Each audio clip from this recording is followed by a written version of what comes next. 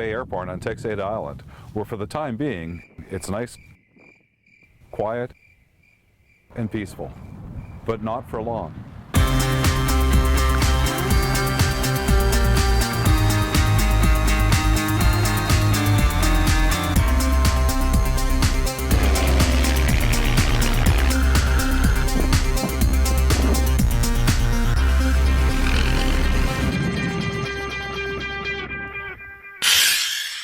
Texada Island recently was the setting for an aviation weekend. A kids' aerospace camp wound up on Saturday and hosted a fly-in on Sunday. The aerospace camp uses some unique equipment to teach aviation skills. And we are the only aerospace camp in Western Canada that I know of that has this range and this extent of equipment. Airbus 2, which is a 27-foot long aircraft built from an Embraer 120 fuselage, and we made a DC-3 or a Dakota front end for it, and has all the instruments and all the equipment in it that you control the aircraft with, and it's a flight simulator. The back of the aircraft, the mock-up aircraft, is a Hercules with a ramp and the tail that resembles that of a Hercules. The ramp works electrically. We have all kinds of lighting inside it and little sparkling LEDs that excite the kids to start with. But we have the noise-making equipment in it that makes it rumble when it's going down the runway. And when it's in its make-believe takeoff, it has exactly the same sounds. And the propellers are just screaming and making exactly the same kind of noise. The effect is incredible. I've flown lots of hours in various types of aircraft as a crew person. But it's amazing how realistic it looks. You can close your eyes and it just feels like you're in an airplane.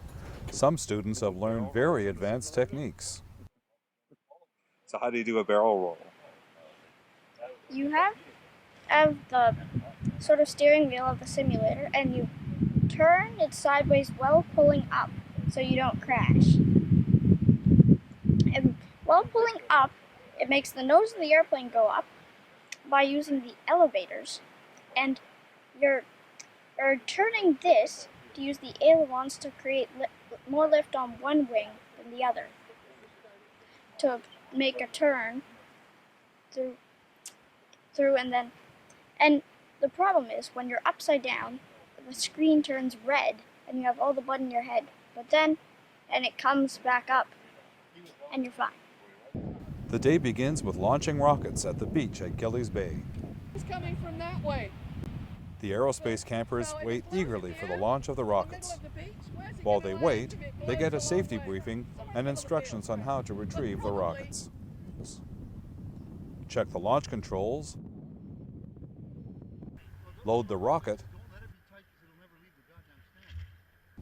set the flag to red from green, and we're ready to go. 4, 3, The countdown.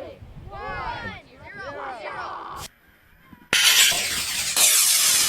There she goes, up, up and away. The chute opens, and what goes up must come down. It all happens in the blink of an eye. In case you missed it, let's slow it down so that we can see what happens.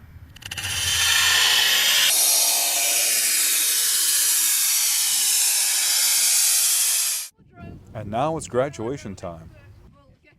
The graduates all get t-shirts, compliments of KD Air. Here come some special guests. The Fraser Blues, a civilian formation flying team from the Lower Mainland.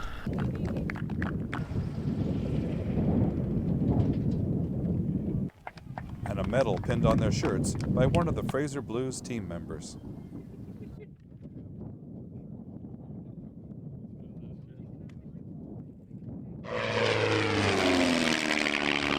The next day, it's the fly and drive-in.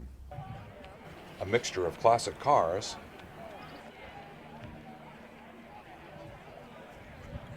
a pancake breakfast, and of course, airplanes. KD Air is a major sponsor. I'm proud to say that I am really happy that these kids are learning on that, on the aircraft that Dobie and his gang of people have put together on that wonderful plane out there. We purchase the T-shirts for all the kids, and so that once they get that, they get an award, they get the T-shirts, and it's so that they just remember where they were and how they were trained, and this is our little future pilots that are coming up. And what are you up to here today? And here today, we do a fly-in. We bring our Cessna in and we just do very cheap little flights. It's not really a lot of money making, but it brings the kids so that they can feel that they've gone up for a 15-20 minute sightsee and know how it feels up in the air. Can I go for a ride? And you are going for a ride. From the air, familiar things take on a new perspective. Blubber Bay,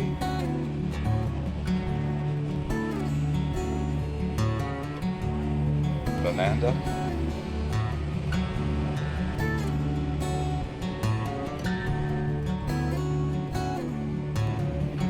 Gillies Bay.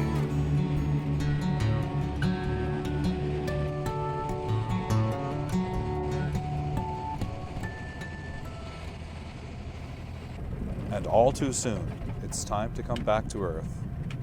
Back next year. The two passengers with me enjoyed the ride, but seem a little shy about saying so. It was really great. This is our second time. We went last year, and this is Harlan enjoyed it, but he's not saying too much. Bad weather on the lower mainland grounded many of the planes that had planned on coming, so it turned into more of a drive-in than a fly-in. Car owners from the area proudly show off their collectible cars. A Mustang, some Chevys, slightly upgraded in the muscle department, including my, I wish, Stingray, a 1920s era Buick.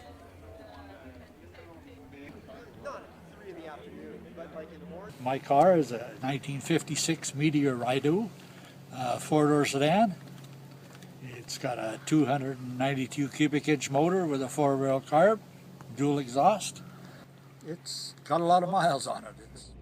The fly and drive-in is over for another year. It's time to go home. You might say it's time to take off. Check Texada